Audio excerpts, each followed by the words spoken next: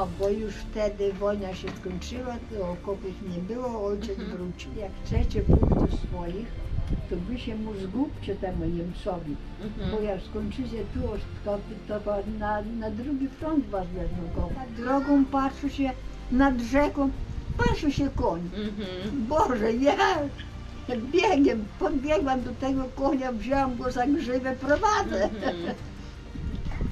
Towarzysz, zamieniają. O, mój хороший. A ten drugi mówi, no ty durak, zabrał mu ten rower, dał mnie. Ja jadę na damce. Dobra, drugi przyszedł do mieszkania. Położył się koło mnie na łóżku. Ale ja uciekłam. No i wszyscy weszli do pociągu. Naraz przychodzi Ruski. Wychodzić! Gdzieś wojennych budут jechać. I do mnie, ja stoję, nie idę. A on mówi, wychodzi. A ja mówię, ja też wojenna. No tam byłby ze mną koń, tam mnie życie zadeptali. No Warszawa rozbita, nie ma nic, tylko ścieżki, gruzy i takie pręty od domu. No, ale to faktycznie to widziałaś tą całą zbombardowaną Warszawę. No, widziałam całą, przeszłam przez nią z jednego strony na drugie. Oni przyjdą, nas spalą tutaj. Ja mówię, no oni tu już przyjdą akurat. I więcej my ich na oczy nie widzieli.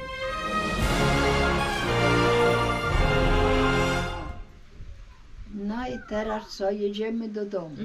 I wtedy już tato też do was wrócił. Razem z tatą wracaliście. No, bo już wtedy wojna się skończyła, to okopów nie było, ojciec wrócił. I też jak to, co opowiadał ojciec, jak wraca, to też historia, ale już tego nie będę mówić, bo to ojca. No ale to nie to, jak babcia pamiętasz, to powiedz, no on już tego nie opowie. No oni już z tych okopów jechali do baraku, do nas ojciec jechał. Chociaż mógł nie jechać, mógł do Lubelskiego, do braci pojechać. Ale mamy nie ma, dzieci same, to gdzie ojciec pójdzie? Wraca do dzieci, nie? No i mówi tak, że szli, no ale czym? Niemiec ten, co z nimi był, ich pilnował. No i teraz trzeba jakoś od tego Niemca się urwać, bo nie mówi ten jeden Niemiec, mówi tam do tego tatka, on mówi tak, jak chcecie pójść do swoich, to wy się mu zgubcie temu Niemcowi, bo jak skończycie tu okopy, to na drugi front was wezmą kopać.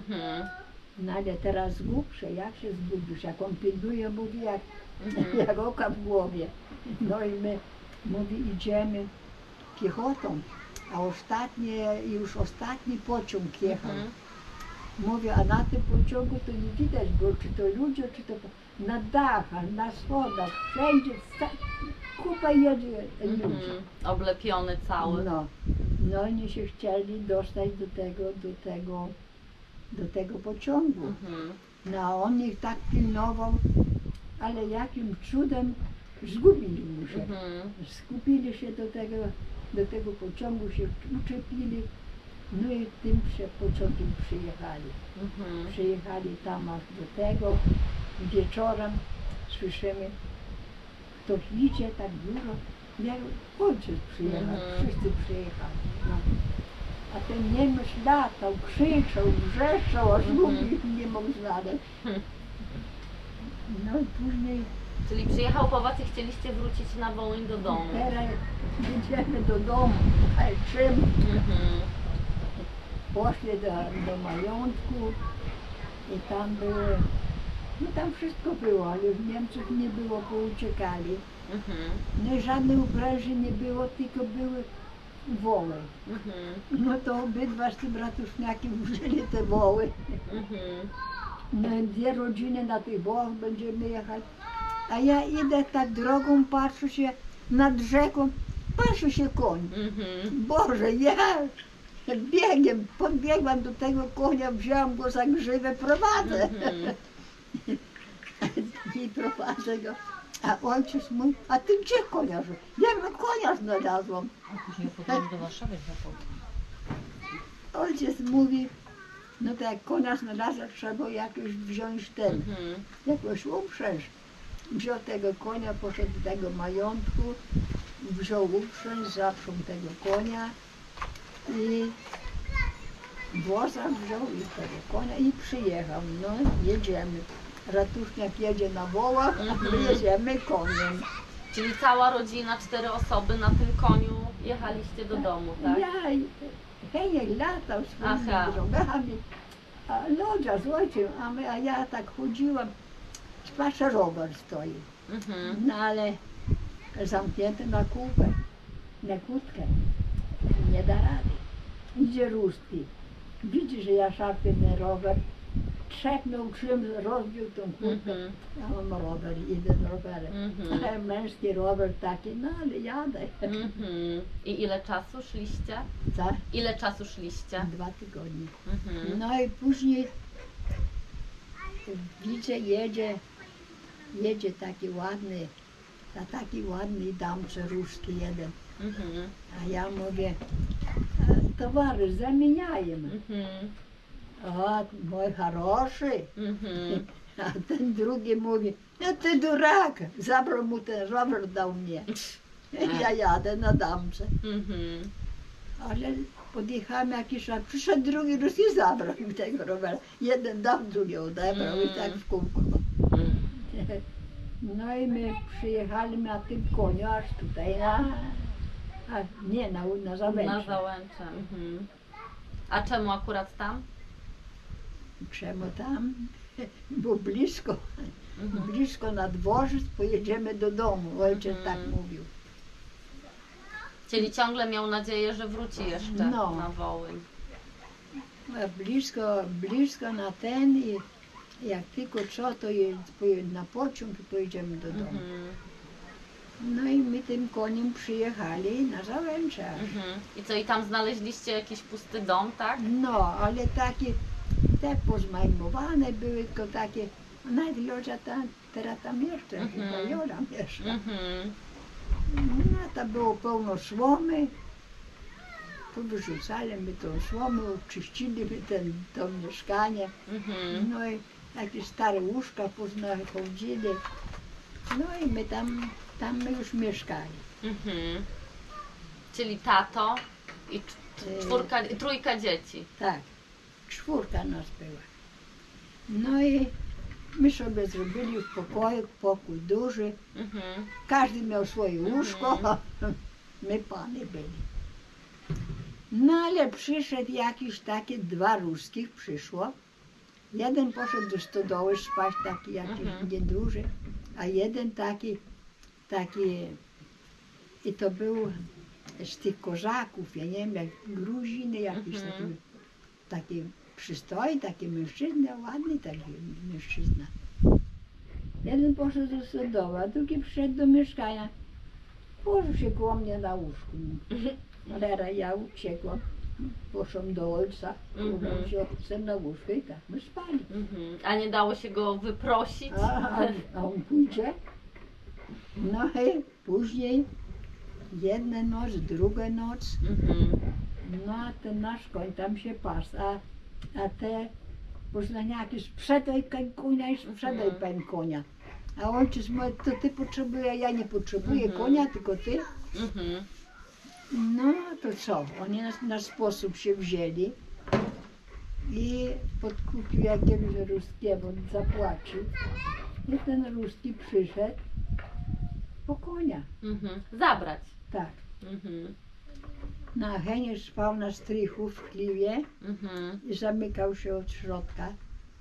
No i do ojca, żeby dało te konia. Ojciec mówi, że ja nie dam konia, bo mi koń potrzebny. Zaczęli ojca bić. Jak zaczęli ojca bić, to ojciec zaczął krzyczeć, Heniu, otwórz. A ja myślę, tam ten ruski siedzi, on nam pomoże, nie? I tego. Heniek odwożył, oni konia zabrali i poszli. A ja myślę, a gdzież ten ruski? Ja do mieszkania, a on wyłazi z piwnicy. Schował się. A on się schował. A to był dezenter, on uciekł z wojska i on się chował. A ja myślę, no ty cholera, to ja już ciebie załatwię, ty już ty więcej nie będzie. Co się stało?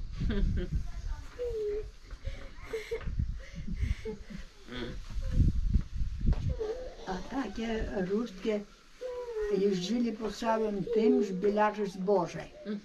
A on sobie tu spał, a rano gdzieś szedł w cholerę i tam łaził po mieście, tam przynosił chleb, dawał mi chleb, a ja nie chciałam. A my mieli kartofle, ja nie chciałam chlebu. Ja mówię, twój chleb to sam sobie żrej. No i później, jak ja myślę sobie, ja im te zboże wozili, on z nimi był w kontakcie. Także oni wiedzieli, że on tu jest i widzieli, że Heniek z Zygmuntem poszli na posterunek. Że Heniek z Zygmuntem biegną, a z tyłu posterunek jedzie. To oni ten prędy zawiadomili go, żeby uciekał, bo jedzie policja. Po niego. Tak. No to on wyleciał, zaczął uciekać do lasu i ten drugi obydwa. A policja zaczęła strzelać za nimi, ale oni specjalnie do góry strzelali po szemikach. Żeby ich postraszyć Tak. tylko. No i uciekli. A jeszcze jak odchodził, to nie ubieżaj się Marysia. To może nie gniewaj się Marysia. A Bagińska mówi, ale ty durna, po co ty nas słała? Oni przyjdą, nas spalą tutaj. Ja mówię, no oni tu już przyjdą akurat. I więcej my ich na oczy nie widzieli. No i tak my na tym Żabęczu siedzieli. To było 2 lata w Niemczech, 2 lata na Załęczu. Miałam 24 lata. No i tam taki był Denes Tadek, on tam kawaler taki był, oni tam przychodzili, do nas tam siedzieli tam. No i gdzieś tam spotkali waszego dziadka. No i zaczęli, że on mówi, że gdzieś tu się ożenił, ale ty też na żadnych. A ten mówi, ja mam taką pannę dla ciebie, jak ulał. A gdzie? No to i to. No, Czyli to przyprowadzili dziadka do was. Przyprowadzili mnie tak, czekaj jeszcze jak. My byli na zabawie, bo to kiedyś taką potańcówkę robili. Grali tam i chociaż może tańczyli. No i on przyszedł z waszym dziadkiem, ten Tadek. I on mi się kłania do tańca, ja mówię, ja nie idę. Nie poszłam z nim do tańca. Myślę, że stary dziad tam nie potrzebny. Tyle lat było, starszy był ode mnie. No to jak tą się ukroniła, ta była Franka, koło mnie ściał, się jej ukronił, no to ona poszła. Akurat była bal czekoladowy, musiał jej czekoladę kupić. Kupił jej czekoladę, ona przyszła, ze mną się podzieliła. A on później do mnie mówi, jak tańczyć to nie chciała ze mną, a czekoladę to wzięła.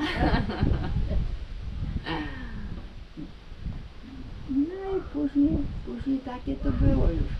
Było to nasze całe wesele. Ale to jednak się zgodziłaś, mimo że był starszy.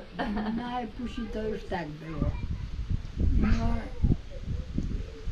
ojciec zaczął mówić, że nie ma co czekać, po wojnie nie ma chłopców, nie ma nikogo. No i tego. Ja myślę sobie, no chyba i prawda. A jeszcze moja mama mówiła, ty nie wyglądaj na takiego, żeby ładnie tańczył, ładnie śpiewał, tylko taki, żeby był poważny, mądry. A ja myślę sobie, żeby poważny i mądry, nie głupi, nie. No i jedziemy na zapowiedzi dawać. Jedziemy na zapowiedzi dawać. On przyjechał ze stryjkiem, parę konie, te konie białe były. Nagle Heniek pożyczył u leśniczego bryczkę, a ta bryczka miała tyłek był z tego, taki ten Święty takim tym. Mhm. A szatu nie było, taka droga była tego. Wyboista. Ja chciałam siadać na tą bryczkę, a on mówi, nie tutaj, że z trójkiem będziemy jechać. No to siadamy. No i jedziemy. Oni jadą poprzód, my jedziemy z tyłu. Naraz jak podskoczyło, ten wypadł, ten co... I koń z przodkiem poleciał. Mhm. A ten tatek cały, Zygmunt z Hędziem skoczyli i polecieli za koniem. A Mhm. tatek już sobie popił i głową o cement. To my zamiast na zapowiedzi, to my z tym durnym jeszcze szli Na do pogotowie. lekarza. No. I tak, a to taki był świadek wielki. No, ja. No, I dziadek cię zabrał tutaj na Ługi. no i dziadek mnie tutaj Mhm. zabrał mnie tutaj na Ługi najpierw jakoś ja jechałam, gdzie mieszka, przyjechał tu, przyjechamy rowerami. No i później już przyjechali do koni. Tutaj bramę taką zrobili. Mhm. No i tutaj 3 panienki, babcia. No i potem weselu, potem ślubie. A ja jeszcze tak sobie myślę, Boże, tak sobie nieraz myślałam, żeby to teraz na mój rozum, to jak ten koń uciekł, to mnie trzeba było zejść i nie jechać, nie iść do tego, na te zapowiedzi. Mhm. Jeszcze ja mówiłam, miałem do dzieci, a oni mówią, o to by nas nie było. Mhm. No tak, bo doczekaliście 6 dzieci, to jednak... No i później ich było 3, babcia 4, Halinka urodziła się 5, nie, ja byłam 6, Halinka urodziła się 7. Mhm. Same baby, jeden chłop. I później dopiero urodził się Heniek, no Mhm. to już było 2 chłopy. No później po Henku po kolei urodziła się Anka, za Anką urodził się Rysiek, Mhm. a za Rysi jeszcze bliźniaki się urodziły. I też dziewczynka i chłopy. Mhm. To tak było syn, córka. 3 córki, 3 syny. Mhm. A jeszcze opowiedz babcia, bo opowiedziałaś o tym, jak najpierw się chowałaś w zbożu, czyli raz ci się udało śmierci uniknąć właśnie na Wołyniu. Potem drugi raz w tej fabryce, jak ci Ruscy pijani tam cię nie znaleźli, całe szczęście. No, I trzeci raz jeszcze też była historia, że na tym moście. i jeszcze przed mostem to jak do tego, no tą Lubelszczyznę jechałaś pociągiem. Jak dziadek cię No. To jeszcze to opowiedz, jak właśnie jechałaś pociągiem tam. Mówi ojciec, jest tutaj takie małżeństwo, jadą do Lublina, Mhm. ale oni jadą do, jak tam się nazywa, Mhm. a ja mam wysiąść w Rozwadowie. Mhm. No i oni do Chełma jechali. Mhm. I ja w tym Rozwadowie wysiadłam, miałam walizkę, tam parę ciuchów miałam. Mhm. A po co tam właściwie pojechałaś? Do stryjków mnie ojciec wysłał, może czasem tam gdzieś coś je, to pojedziemy do Mhm. Lubelskiego. Żeby tam jednak wrócić. Mhm. No i wylazłam w tym Rozwadowie, na tej stacji. No, nie ma nikogo. Tam miał być pociąg, nie ma pociągu, nie ma nikogo. Stoi żołnierz, ma 4 walizki. Mhm. Ja podeszłam do niego i mówię, czy pociąg już poszedł do Rozwadowa. A on mówi, już poszedł, ale ma jeszcze jechać drugi, ma jechać Logotywa z jednym wagonem. Mhm. Ja się tylko muszę, ja nie mogę już pójść do wejść, bo te walizki, postój tutaj, ja pobiegnę. No to ja stoję, mam walizkę, jego 4 Mhm. i stoi, on poleciał, mnie tylko przyszedł i mówi, że jedziemy, jedzie za Lokomotywa z pociągiem, z wagonem. Mhm. No i my poszli. On te 4 walizki niesie, ja swoją, przyszli na tą stację już. Mhm. No i przyjechał ten pociąg. No i powchodzimy do tego pociągu, a to ten nie osobowy, a taki wagon, był więcej. No to on tam się wdrapał, mnie tam ciężko byliśmy, tam wrzucił mnie tam. No jedziemy. A ten pociąg, co pojechał, zatrzymał się tam gdzieś na stacji. Także oni go dogonili. To on, ten co prowadził, ten przyczepił się do tego. Aha. No i po co ja mam kierować? Niech on jedzie. No dobrze, ale ja mam wysiąść w tym. Jak to się nazywało? Tam ja mam wysiąść. No on wie, że ja mam tam wysiąść. No i teraz już blisko tej stacji on hamuje, żeby ten stanął, a ten nie wie, o co chodzi. Aha. I nie staje. No i tak daleko, a dociągnęliśmy do tej stacji, tam gdzieś się trzymał, wyleciał i leci do niego, Co czego się on dzieje? Czego on hamuje. On wyskoczył z tego wagonu, mówi, rzucaj walizkę, rzuciłam, skacz. No ja skaczą mnie chwycił, postawił mnie na ziemi i poszedł sobie, a ja walizkę poszła. Czyli wysadził cię na tej stacji, co trzeba. Tak, no. Ale myślę, jak tylko zajdę do kościoła, to ja już trafię od razu do domu, tam do stryjków. Przyszłam tam, gdzie kościół, nie ma kościoła. A tam tak zarosły takie drzewa duże i takie małe, także z przodu nie widać kościoła. Myślę sobie, no gdzieś ten kościół. Idę tak w dół, takie dwóch chłopaków w kuźni, co się robią. Ja mówię do nich, którędy droga na Księżyznę. A oni mówią, no to poza kościołem. Ja się oglądam na kościół, widać z tej strony. A to ja już więcej nie pytałam.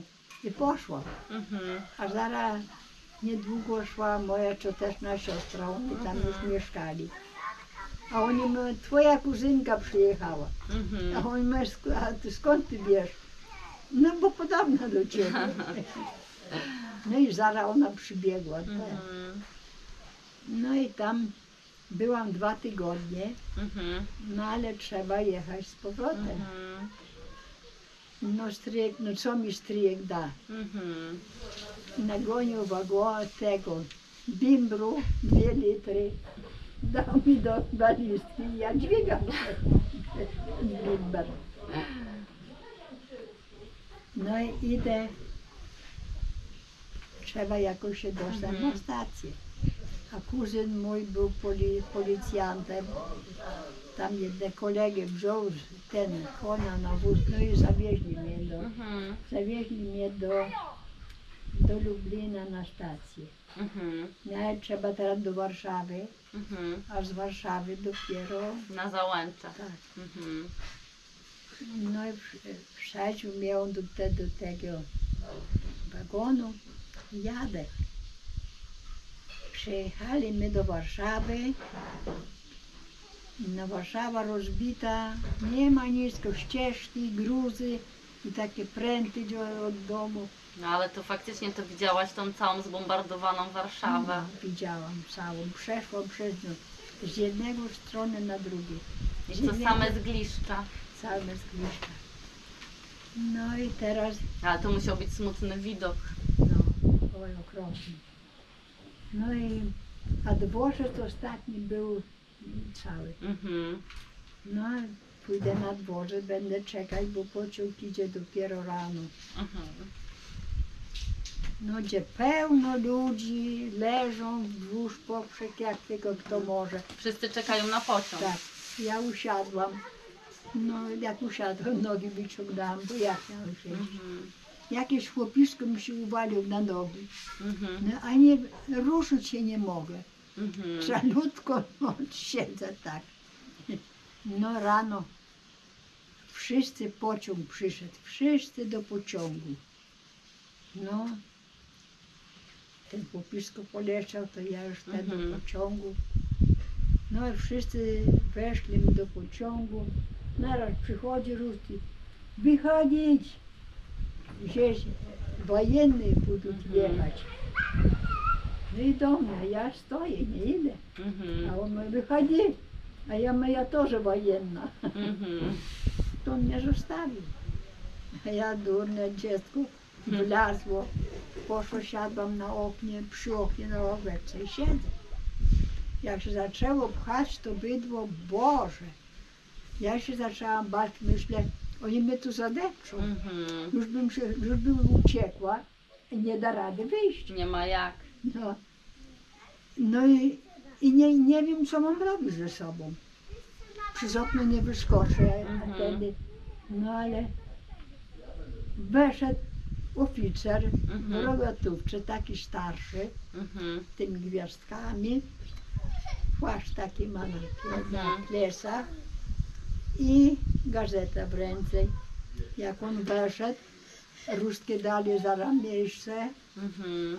on wyszedł i siadł koło mnie. Mhm. Ja mówię, Boże, chyba Pan Bóg tego go Mhm. przysłał. No tam byłby ze mną koniec, tam mnie życie zadeptali. Mhm. A tak to on siedział koło ciebie i A on nie... siadł koło do mnie, ja za ten płaszcz, on mnie może czy widział, czy nie widział, to gazetę czytał. Ja za ten płaszcz się schowałam. Mhm. No i tak. I no tak cię schował za ten płaszcz. No i tak siedziałam.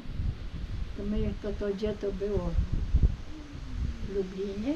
My do Warszawy jechali. Nie, to już chyba z Warszawy do Załęcza. Z Warszawy do Rawicza. Mhm, do Rawicza, no. I co, i całą drogę tak przesiedziałaś na tej ławce?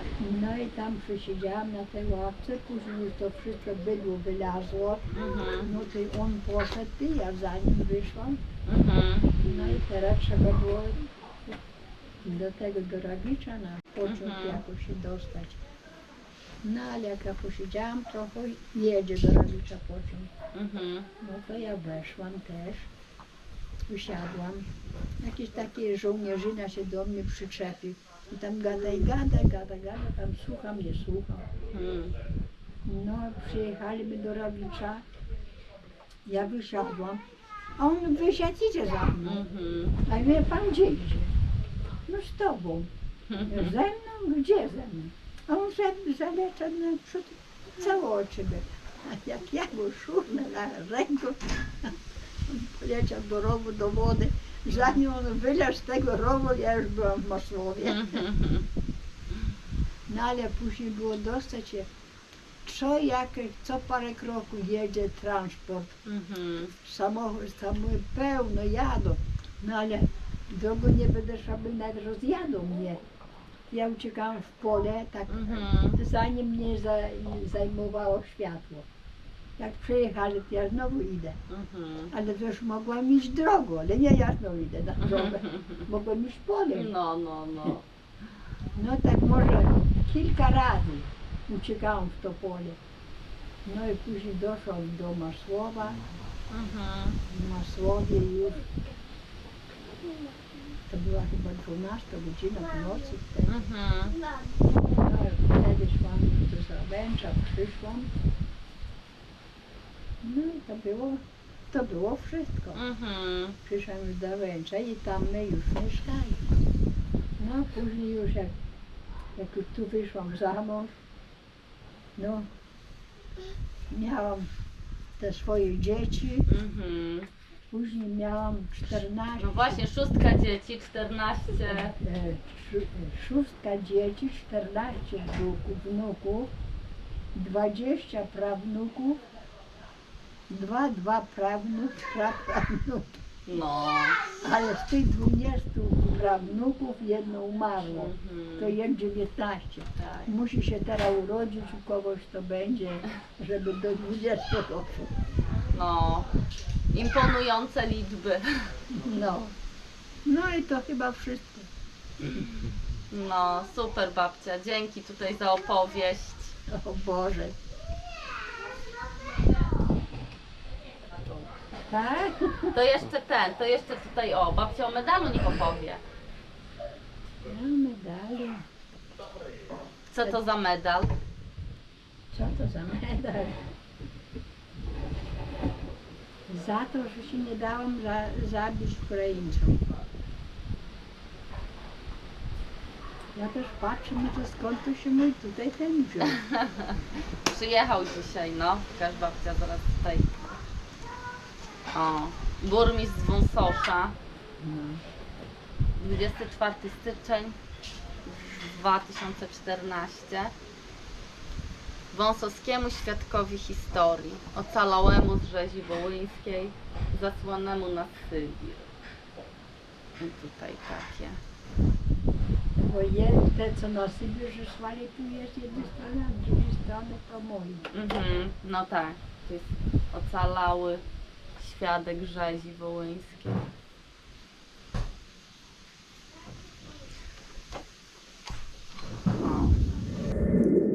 W wieku 99 lat odeszła moja babcia Maria Gransor. Tuż przed śmiercią, zaledwie 4 miesiące wcześniej, zdążyliśmy nagrać niesamowitą historię jej życia. Babcia lubiła o tym opowiadać i ja tę historię znam tak naprawdę od dzieciństwa. Babcia wyraziła zgodę na to, żeby upublicznić jej historię. Powstały takie jakby 3 części, 3 etapy jej życia.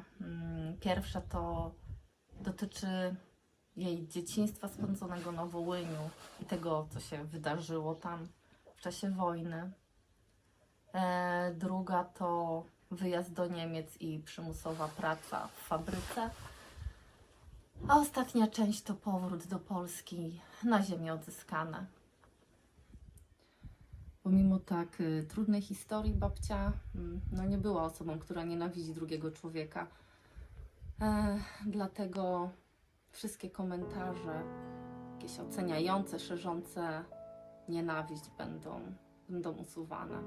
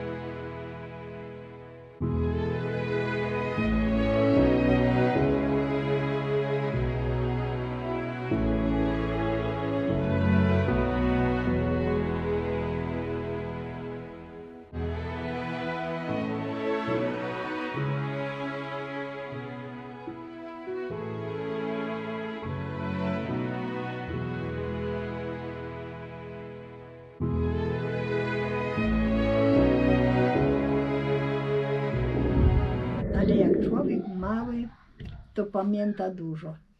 Ja miałam może 4 lata, może nie.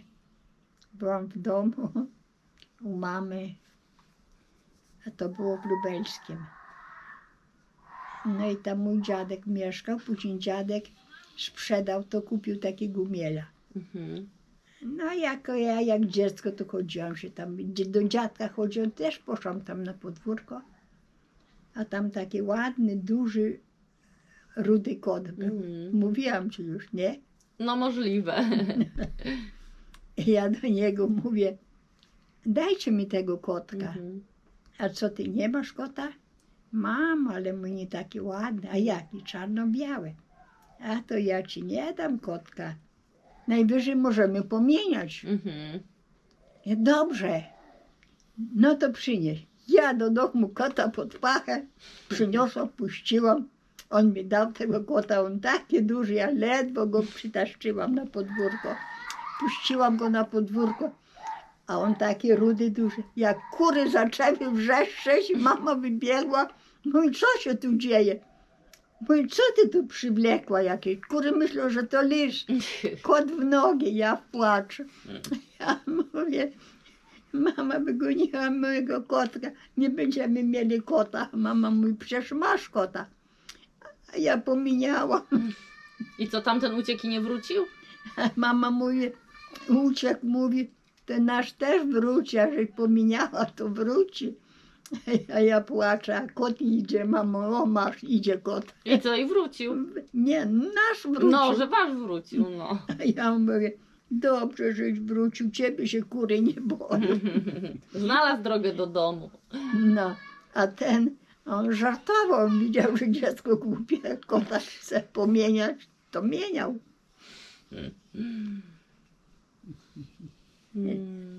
Nawet ta Trzelka Skibińska, wiesz, która, ona też zawsze przychodziła do mnie po kota. To ja jej dałam tego kota, a ja doiłam krowy. Jeszcze do Jarki nie było ręcznie, na takim stołeczku siedziałam i doiłam. A ten kot czekał na mleko, siadał koło mnie. Ona przyjdzie, zabrała, bo ja jej dałam. Poszła z tym kotem. Jeszcze ja nie wydoiłam, już kot siedzi. Przychodziła z 5 razy po tego kota, w końcu dała spokój. No, a teraz kotów pod dostatkiem tutaj. No, a kotów ile chcesz. Ja o tym kocie sobie przypomniałam, to teraz w telewizji pokazuję. Taki rudy kot, taki wielki. A wiesz, akurat taki sam.